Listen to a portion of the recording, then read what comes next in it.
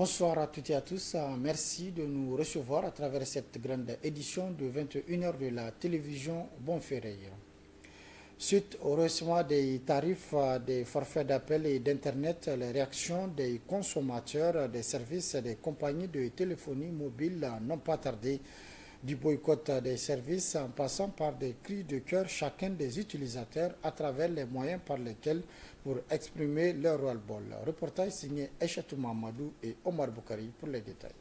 Grincement de dents, étonnation et frustration, voilà entre autres ce qui se dégage des visages des différents citoyens nigériens, consommateurs des services d'appel et d'Internet des compagnies de téléphonie mobile exerçant au pays. Le rehaussement des tarifs sur le forfait d'appel et d'Internet frappe comme un coup de tonnerre, laissant ses utilisateurs dans le désarroi. Le prix, vraiment, ce n'est pas abordable pour nous. Et il y a aussi de nos jours des commerces en ligne, ceux qui pourraient avoir des conséquences sur leurs revenus. En plus, nous, les jeunes, on est tout le temps sur nos téléphones et cela ne nous arrange pas du tout. C'est vraiment un phénomène qui vient bousculer les gens puisque on se débrouille déjà pour avoir de quoi payer les connexions. Et le fait qu'on augmente la connexion, c'est vraiment quelque chose qu'on ne peut pas supporter. Vraiment, nous, en tant qu'étudiants, le changement là, ça ne nous arrange pas. Parce que des fois, on prend des cours en ligne, des fois, on fait nos recherches et avec l'augmentation des tarifs, vraiment, en tant qu'étudiant, on n'a pas la possibilité. Parce que jusqu'à présent, on est sous la charge de nos parents. Vraiment, ça ne nous arrange pas. Et on supplie les sociétés de télécommunications de voir, en tant qu'étudiants, de réduire les tarifs parce que ça ne nous arrange pas. Moi, je ne trouve pas ça normal, ce n'est pas une bonne chose. Surtout pour nous les étudiants. On est dans des groupes qu'on va nous envoyer des sujets à corriger pour le bac, pour nous préparer au bac. Et puis maintenant, on vient rehausser le prix de la connexion Internet. Nous, on économise notre argent de récréation pour venir mettre la connexion dans notre argent de récréation et puis tout d'un coup, on vient rehausser le prix. Vraiment, moi, je ne trouve pas ça normal. Mohamed est un commerçant exerçant ses activités commerciales à travers les réseaux sociaux.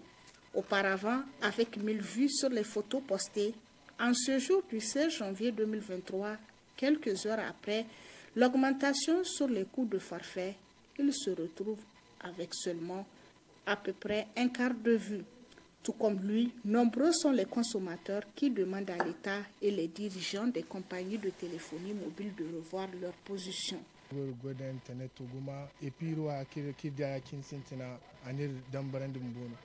Cette augmentation est inconcevable, ça entrave nos activités.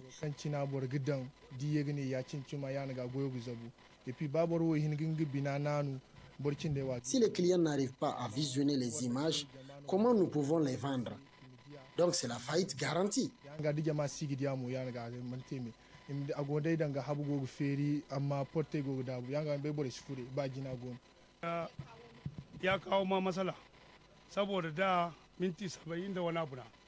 Avant, les forfaits d'appel de la semaine étaient à 75 minutes.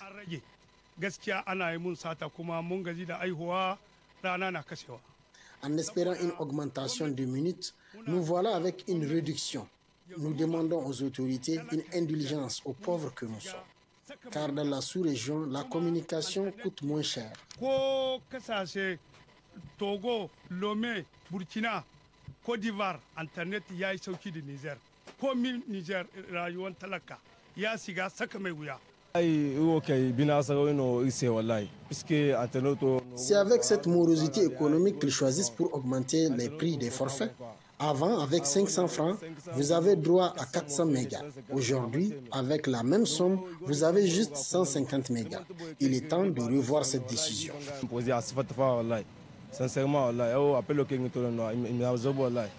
N'étant pas du tout d'accord de cette décision de modification de tarifs de consommation des forfaits d'appel et d'Internet, ces utilisateurs ont procédé au boycott.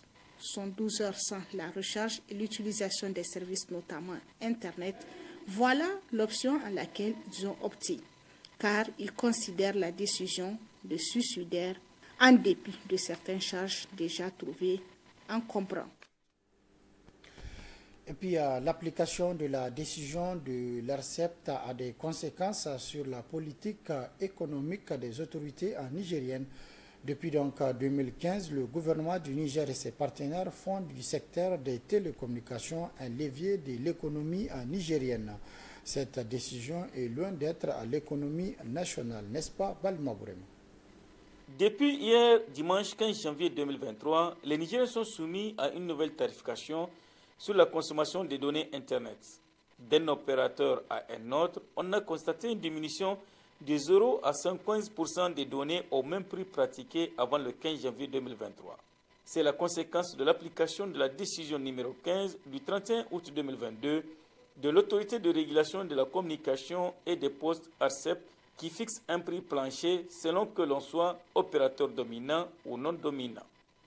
En pratiquant cette nouvelle tarification, l'ARCEP touche d'une part le quotidien des Nigériens avec des dépenses supplémentaires pour pouvoir communiquer, occasionnant ainsi une restriction de la liberté d'expression. Cette décision de l'autorité de régulation atteint aussi les ambitions des autorités nigériennes qui veulent faire des télécommunications un levier important du développement. En effet, en mai 2021, soit 2 mois après sa prestation de serment, Bazoum Mohamed a décliné ses attentes lors d'une réunion avec les responsables du secteur. Notre objectif est de donner au peuple nigérien un accès à des services de télécommunications de qualité à un coût abordable. Le secteur privé en général, le secteur des télécommunications en particulier, contribue pour une part importante dans l'essor des économies de plus en plus financiarisées et numérisées. Aujourd'hui, les services de télécommunications au Niger sont très chers, plutôt de mauvaise qualité, caractérisés par des faibles débits, un accès limité et peu vulgarisé. Dans la foulée de cette politique, s'est renforcée la ville intelligente de Sadoré, une ville qui a eu la visite du président nigérien il y a quelques mois. Bazoum Mohamed est parti encourager les jeunes Nigériens qui font des recherches dans le domaine des utilitaires en lien avec les télécommunications. À cela, il faut ajouter les villages intelligents pensés et mis en place dans le cadre du programme de la Renaissance Acte 1. La diminution des data aura pour conséquence aussi la diminution des activités liées au e-commerce. Beaucoup de Nigériens vendent et achètent les produits locaux à travers les applications Internet. Justement, par rapport donc toujours à cette question, la décision de l'autorité de régulation des communications électroniques et de la poste en date du 31 août 2022 ayant poussé les opérateurs de téléphonie mobile à mettre en œuvre les nouvelles conditions tarifaires applicables aux offres Internet au centre d'une réunion ce matin de mise au point entre l'ARCEP et les opérateurs de téléphonie mobile. Au terme donc des échanges, les compagnies de téléphonie mobile décident de revoir leur position à travers une étude minutieuse afin de proposer aux consommateurs des tarifs à leur portée. Ablazi Mamadou et Ibrahim Ousmane. Aujourd'hui, on s'est tous mis d'accord. Chacun va revenir vers ses équipes et revoir cette décision et voir comment on peut l'adapter pour être au plus près de la décision qui a été prise par les pouvoirs publics et essayer de s'adapter nous-mêmes pour offrir les meilleurs tarifs et aussi avec la meilleure qualité le plus tôt possible. Abdoulatif Bouziani, directeur général de RTL Niger, s'exprimant au nom des responsables des différentes compagnies de téléphonie mobile du Niger. 24 heures après, le tollé soulevé à la suite de l'augmentation drastique des offres data, ces dernières ont été convoquées par l'autorité de régulation des communications électroniques et de la Poste pour une réunion de mise au point présidée par la présidente du conseil d'administration. Malgré la fixation de ces tarifs planchers, qui sont de 2 francs CFA par SMS, 7,7 francs par minute de communication et 1000 francs CFA pour 1 giga pour les opérateurs non dominants. Donc les non dominants, il y a Move et Niger Télécom, et 2,3 francs CFA par SMS, 8,5 francs CFA par minute de communication et 1100 francs CFA pour les gigas pour les opérateurs dominants qui sont RTL et Zamani. L'ARCEP estime que Cette décision ne doit pas constituer l'alibi par les opérateurs pour augmenter les tarifs. Il faut préciser que ces tarifs planchers concernent les volumes de communication réellement consommés, au lieu des volumes octroyés dont environ 20% restent non utilisés à l'expiration des forfaits, selon les statistiques des opérateurs. Ce qui donne une marge aux opérateurs pour baisser légèrement les tarifs ou, à défaut de maintenir les tarifs en vigueur, avant la mise en œuvre de la décision du 31 août 2022. Au sortir de cette réunion, les opérateurs de téléphonie mobile du Niger invoquent un déficit de communication.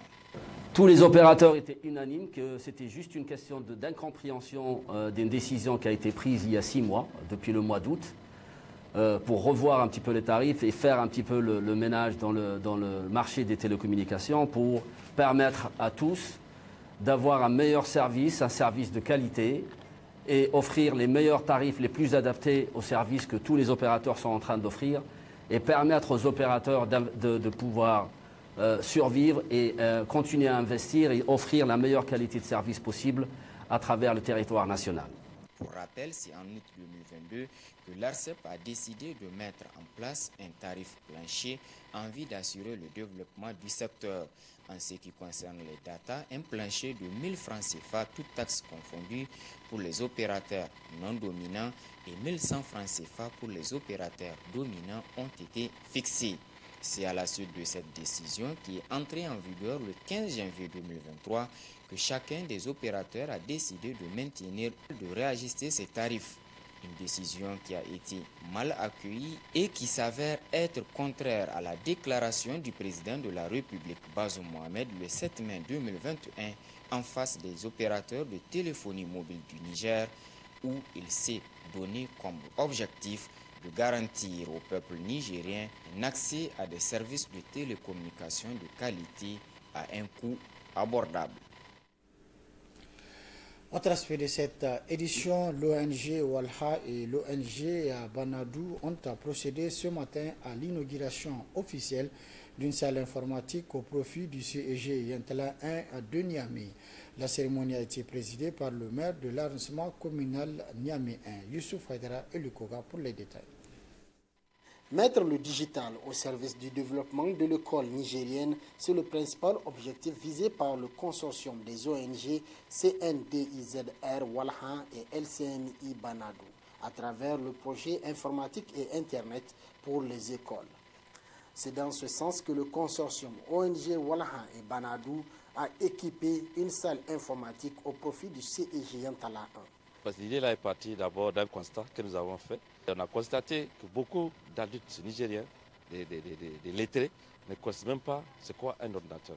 Donc, partant de ça, nous nous sommes dit qu'il faut aller maintenant vers les enfants, vers les jeunes, pour les préparer, leur donner goût à l'informatique, pour qu'ils puissent déjà connaître c'est quoi un ordinateur et avoir déjà le goût. Et une fois, avec leur bac, aller faire des études universitaires, ils sont déjà vaccinés par rapport à l'outil informatique qui est aujourd'hui incontournable dans le monde entier. Nous ne dotons pas seulement les ordinateurs, on quitte. Nous, on vient avec le service. On amène et les ordinateurs, et les formateurs, et les modules de formation pour qu'on puisse faire former les enfants. Une initiative saluée à sa juste valeur par le maire de l'arrondissement communal Niamey 1, car elle contribue selon lui à l'amélioration de la qualité de l'enseignement. Notre municipalité n'a cessé de plaider en faveur de la maîtrise de l'outil informatique. Je tiens donc à remercier le consortium ONG Walha et Banadou d'avoir pris en charge sur fonds propres afin d'initier les élèves du CG Yantala au numérique. Cette formation qui est une formation avérée à la volonté des ONG Walha et Banadou d'accompagner les efforts de notre arrondissement visant à améliorer les conditions de travail des élèves à travers le numérique. Le premier responsable du CEG Yantala 1, en remerciant l'initiative, promet au consortium des ONG Walha et Banadou d'en faire un bon usage du matériel qui leur a été offert. Dans un premier temps, je tiens à remercier de vive voix et au nom du personnel du CEG Intala, au nom des parents d'élèves et au nom de ces élèves, je tiens à remercier ces deux ONG, Banadou et Walhan, qui ont bien voulu nous gratifier de cette salle informatique. Je dirais à leur égard merci, je les remercie vivement parce que c'est une chose qu'on avait cherchée. On a écrit partout, mais ce sont eux seulement qui ont répondu. Nous avons une salle informatique qui va servir à la formation de tous les enseignants, à la formation de tous les élèves inscrits au CEG Intala. Cette action du consortium ONG Walhan et Banadou fait suite à une autre initiative qui a consisté à former les élus locaux et les agents des municipalités à l'utilisation de l'outil informatique sur fonds propres. Le consortium des ONG Walhan et Banadou compte poursuivre son initiative sur l'ensemble du territoire national avec certainement l'appui des potentiels partenaires au bénéfice de l'école nigérienne. Présentation ce matin à la presse d'un groupe de malfrats qui opère dans la ville de Niamey. Il est spécialisé dans le vol contre les agences de transfert d'argent de la ville de Niamey. Une présentation qui s'est déroulée dans les locaux de la police judiciaire en présence du procureur général du tribunal de grande instance hors classe de Niamey, Boubkara Amadou et Mohamed Djouri. Ce groupe de malfrats présenté à la presse ce lundi 16 janvier 2023 est composé de 3 individus. Il est spécialisé dans le vol en réunion à main armée contre des agences de transfert d'argent dans la ville de Niamey. La bande, composée de 3 individus, a reconnu avoir commis 7 cambriolages à main armée contre les agences de transfert sur 11 cas portés à la connaissance de la police judiciaire. Ces 7 cas ont occasionné un préjudice d'environ 8 millions aux victimes et 3 téléphones portables emportés pendant leurs opérations. Leur mode opératoire consiste à d'abord repérer la cible et s'assurer que le lieu n'est pas suffisamment sécurisé, c'est-à-dire manque de caméras de surveillance, présence d'un gardien très vulnérable. Ensuite, ils ciblent les heures de la prière pour faire irruption dans les guichets avec l'arme et effectuer le forfait avant de s'enfuir au guidon d'une moto, généralement neuve, sans plaque d'immatriculation. Les perquisitions effectuées au domicile de ces malfrats ont permis de saisir une arme à feu provenant d'un vol commis à Niamey, 3 motos neuves, 5 postes téléviseurs et un ordinateur portable. Présent sur les lieux, le procureur général près le tribunal de grande instance hors classe de Niamey est venu féliciter et encourager la police judiciaire pour cette prouesse et rassurer l'opinion nationale que ces malfrats subiront les rigueurs de la loi. Notre présence ici a 3 objectifs. Le premier, c'est de venir d'abord constater cette prouesse qui a été réalisée comme à l'accoutumée par les éléments de la police nationale de manière générale et de la police judiciaire en particulier. Le deuxième objectif, c'est de les féliciter et les encourager à continuer dans la même lancée. Le troisième objectif, c'est surtout de les rassurer que le parquet prendra les relais à partir de la transmission de cette procédure au tribunal pour en faire un traitement judiciaire particulièrement rigoureux pour parvenir à la manifestation de la vérité. Au regard de cette forme de criminalité qui se développe, la direction de la police judiciaire appelle d'abord les responsables des sociétés de transfert d'argent à renforcer la sécurité de leurs agences et à l'endroit de la population à plus de vigilance et de collaboration pour enrayer ce phénomène qui prend de plus en plus d'ampleur dans la ville de Niamey et qui parfois engendre des pertes en vies humaines. Le bureau régional du parti Mouvement démocratique pour l'émergence du Niger, Falala, a procédé hier au renouvellement des membres de leur bureau de la région de Maradi. Plusieurs personnes ont pris part à cette activité importante. Le compte rendu avec Hussein Asmi et Ibrahim Amadou Maradi. El Haïssani Bala aura désormais la responsabilité de conduire la destinée du bureau fédéral du mouvement démocratique pour l'émergence du Niger Falala, section Maradi. Le parti a porté son choix sur lui ce 15 janvier lors de la mise en place du dit bureau. Le président national du parti revient sur l'objectif des assises. Et ce sont donc des événements importants pour notre parti. Au sens de nos textes, il n'était pas nécessaire que personnellement j'assiste à l'installation de cette structure. Mais au regard des enjeux, au regard de l'importance de ce maillon dans le processus de l'implantation de notre parti, j'ai jugé nécessaire d'être présent à ces différents événements. C'est ainsi que nous nous sommes rendus hier dans la région de Zender, où là également le bureau fédéral a été installé dans l'unité, la cohésion et la détermination des camarades. La mobilisation et l'engagement des militants a motivé le choix de l'implantation du parti dans la capitale économique, selon toujours le président national du parti. Après Zender, donc, nous sommes ce matin ici, et donc là également, c'est pour venir soutenir nos camarades, c'est pour venir les accompagner, leur apporter tout le soutien des camarades au plan national, et que nous sommes là. Et nous nous réjouissons de ce que nous avons vu ce matin, la forte mobilisation de nos camarades et le niveau d'organisation, ce qui laisse présager d'un bon déroulement de la mise en place de ce bureau. Et en ce qui concerne particulièrement Maradi, Maradi est une région singulière dans le cadre de l'implantation de notre parti. Il vous souviendra que de toutes les régions de notre pays, elle a été celle qui a été la plus active, la plus mobilisatrice. Et nous osons espérer que cette mobilisation, que cet engagement va se poursuivre au regard de ce que nous avons vu ce matin. Nous avons chaque jour observé de nouveaux arrivants, de nouveaux militants, et pas des moindres. Et donc, ça laisse présager, en tout cas, dans les prochaines années, d'une forte implantation de notre parti dans cette région. Pour rappel, le mouvement démocratique pour l'émergence du Niger Falala a été créé le 28 septembre 2020 avec une représentation de 2 députés sur 171.